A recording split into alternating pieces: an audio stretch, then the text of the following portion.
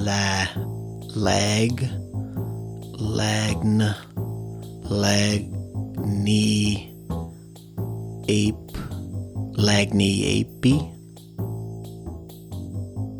Lagniappe. So, this is my weapon.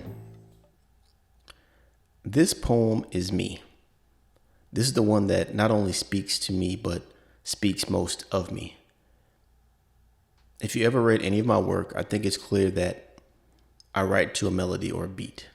The truth is, a lot of my poems are songs. I just can't sing. I think this is my most original poem as it doesn't follow a particular melody.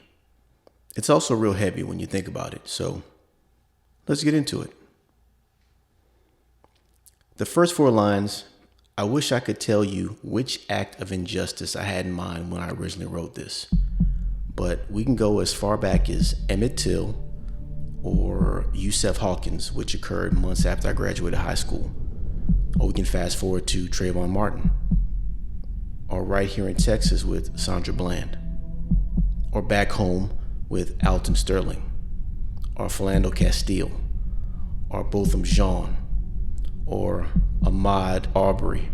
The number is ridiculous. I'm embarrassed that I don't know all their names, but I'm angry because there's so many, and so young. The one death that sticks out in my mind is the death of a young man named Yoshihiro Hattori. Yoshi was an exchange student living with a family in Baton Rouge, Louisiana. On October 17th, 1992, he and the son of the family he was living with went out to a Halloween party, but happened on the wrong house. Yoshi was dressed as John Travolta from Saturday Night Fever. His brother, Webb Haymaker, was wearing a neck brace and some bandages. Nothing really frightening. The kids rang the doorbell, but no one answers. The wife sees the kids from the inside and is startled. She's so scared that she yells for her husband to get his gun.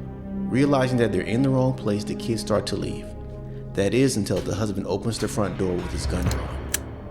Yoshi, seeing or hearing the homeowner at the front door, turns around and says, "We're here for the party." Haymaker yells out to Yoshi, who may not have understood what was happening, or maybe he even thought that it was a Halloween prank. The homeowner shoots, hitting Yoshi in the chest, and Yoshi, having been hit by a .44 Magnum round, which punctured his left lung, died from loss of blood. This happened in 1992, and that still crosses my mind to this day. Unlike the death of Yusef Hawkins, a young black man who was only 2 years younger than me, this happened right up the road in Baton Rouge. So the idea of justice being blind to people of color or people without is not really a new idea. I think the next lines are obvious. How do you see things and not be angry or not be bitter? As I ask myself those questions then, I see in my mind her sitting in her rocking chair doing her rosary in French, my grandmother. And it just made sense, as if she were advising me as a kid how to deal with this stuff.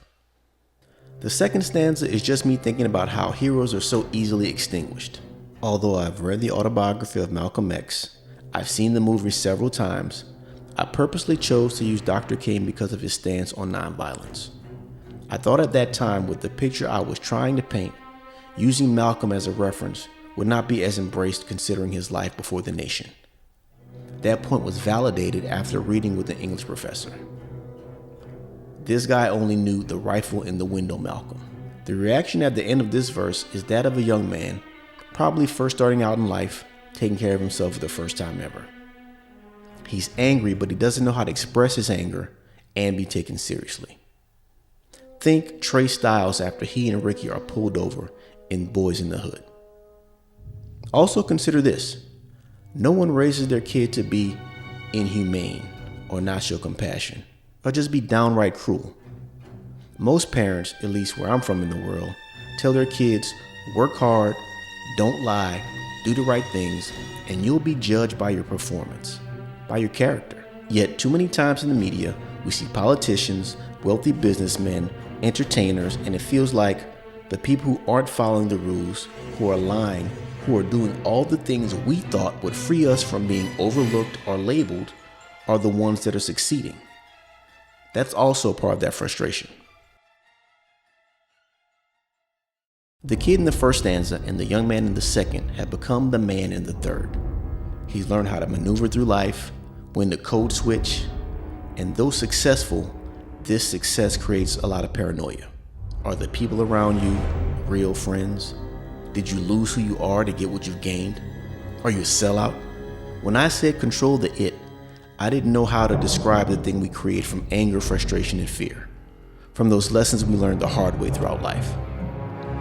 A professor likened it to the it and suggested that there was even a psychoanalytic theory with a personality component actually called the it. I didn't know about all that.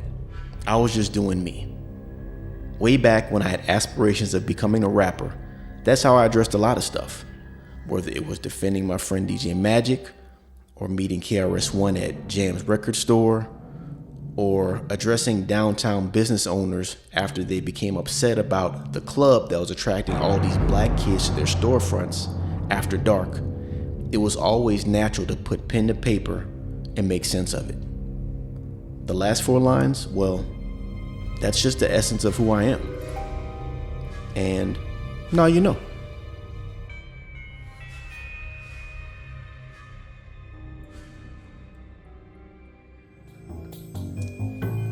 This poem and many others are featured in my first collection titled Sitting in Silence, Dying Out Loud, written under the pen name F.J. Benet. And don't forget, my latest collection is also available, Memento Me, or Remember Me if you don't speak Latin, by Frank J. Smith, available in softcover, EPUB, or for your Kindle.